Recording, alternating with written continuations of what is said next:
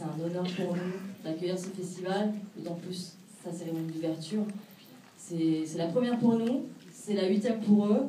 Je vous demande d'accueillir très chaleureusement Aurélie Cardin, directrice du festival, qui va vous expliquer un petit peu la soirée, et le festival.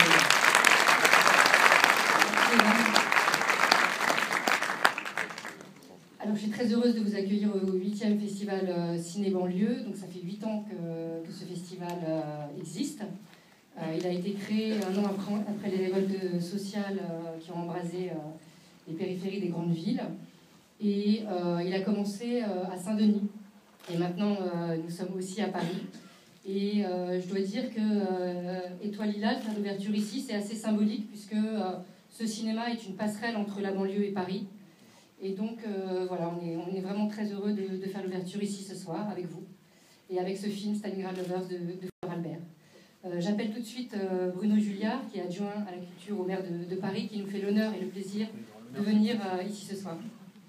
Merci beaucoup.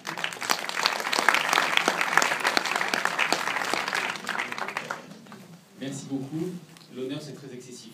Je suis très heureux d'être parmi vous ce soir pour plusieurs raisons. D'abord, en effet, parce que c'est un grand plaisir enfin que de pouvoir accueillir une manifestation, un festival ici dans ce cinéma. Je sais que l'équipe qui le dirige, et je la salue, fait un travail exceptionnel et je veux vraiment l'en féliciter.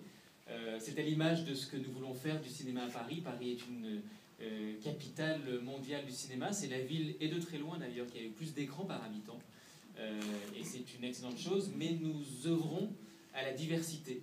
Nous essayons de lutter contre la concentration, qui dans un milieu très concurrentiel est évidemment importante. Et le fait d'avoir un réseau de salles ARSC aussi dense que ce que nous avons à Paris, c'est pour une grande fierté. Et le cinéma Étoile Lila répond à cet objectif, et je veux vraiment féliciter parce que c'est pas facile tous les jours, je le sais. Ensuite, évidemment, c'est un grand plaisir pour la ville que de pouvoir contribuer à ce festival et vous accueillir pour l'ouverture du festival, là aussi pour plusieurs raisons, mais je ferai vraiment très bref. D'abord parce que nous voulons, Paris veut contribuer à changer l'image d'Épinal d'ailleurs, représentant la banlieue dans la culture, dans les médias, dans la vie quotidienne, et avoir par la culture, par le cinéma, par la création, contribuer à donner une image positive des banlieues. C'est évidemment pour toute force progressiste, c'est évidemment un objectif que nous partageons, et si le cinéma peut y contribuer, et il doit y contribuer, c'est une excellente chose. Et alors même que surtout en ce moment, je ne veux pas faire trop long, mais je vais raconter ça quand même. Cet après-midi, j'ai tweeté que je venais ici ce soir et j'ai été frappé par une partie des réponses qui m'ont été, alors souvent par des militants plutôt extrémistes, ultra-conservateurs, mais j'étais frappé par la violence des réactions, les préjugés sur la banlieue, sur les violences, et finalement ce problème majeur de la France qui serait les banlieues, et tout ce qui peut contribuer à démontrer que non seulement les banlieues, ces jeunesses, sa diversité, ce ne sont pas un problème, mais c'est au contraire une partie de la solution qu'il faut à notre pays. Et bien, nous sommes très heureux de pouvoir y contribuer. Et puis enfin, toute politique culturelle aujourd'hui, elle a pour vocation de faire tomber toutes les barrières, et notamment faire tomber cette barrière du périphérique, qui est un enjeu majeur pour la vie culturelle, la vitalité culturelle de la métropole parisienne.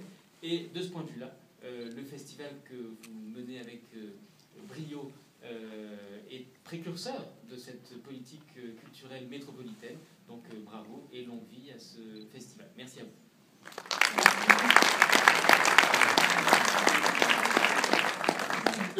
Alors après Étoile, le festival Ciné Banlieue, qui est donc consacré à la musique et au cinéma, s'étendra donc à Saint-Denis puis à Aubervilliers jusqu'au 23 novembre.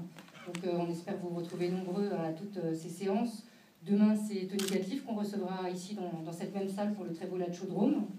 Et puis aussi à Aubervilliers, avec l'avant-première de La Marche en présence de toute l'équipe et notre remise des prix talent en cours, parce que nous aidons aussi les jeunes autodidactes et les jeunes réalisateurs de courts-métrages en partenariat avec le CNC. Et donc voilà, je vous invite à vraiment regarder en détail tout notre programme, notre riche programmation, puisqu'on a une trentaine de films qu'on propose. Je vais recevoir tout de suite Fleur Albert.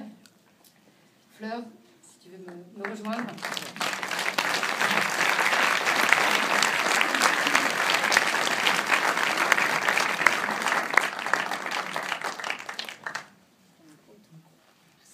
Alors Fleur est une réalisatrice qu'on connaît bien à Ciné Banlieue puisqu'on a présenté 2 de ses films, Ekimose, et le dernier film qu'on a présenté c'est Boys Tricky, un très beau film tourné avec Tricky au 104 lors d'une résidence.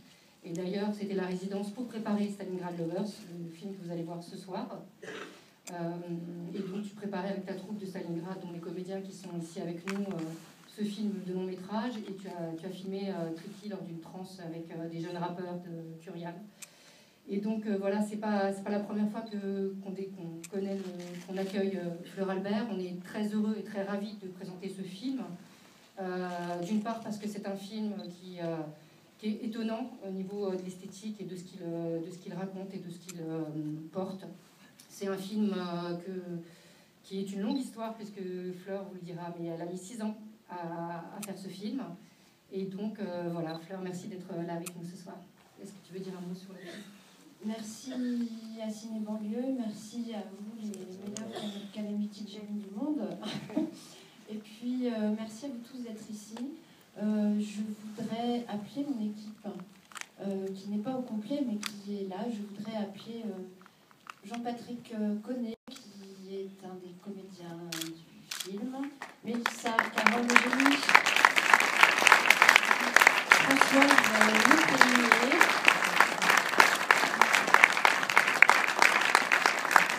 Lara Théokozan, qui est le chef opérateur, Jean-Paul Gerardo, qui est par là, qui est le chef son. Il y a des gens de la déco qui sont là, il y a aussi des gens de la prod, il y a une personne très importante aujourd'hui pour nous, qui est le distributeur, qui est Samuel Le Bagous, Nice, qui a choisi de distribuer le film.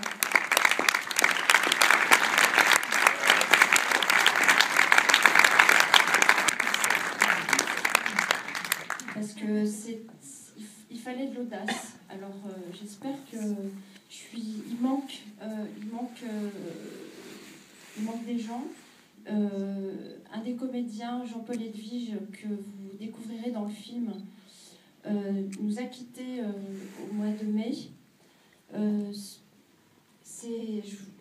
Je voulais lui rendre hommage, ainsi qu'à toute sa famille, ses sœurs et ses frères qui sont là. Comment voulais-je dire ?